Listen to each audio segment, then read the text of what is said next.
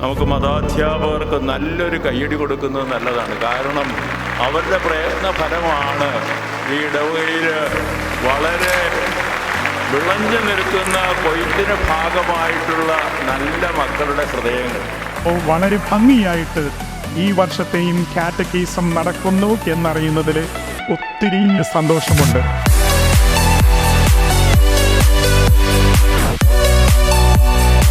ഈ നല്ല ദിനത്തിന്റെ മംഗളങ്ങൾ ഏവർക്കും ഏറ്റവും സ്നേഹത്തോടെ ആശംസിക്കുകയാണ്.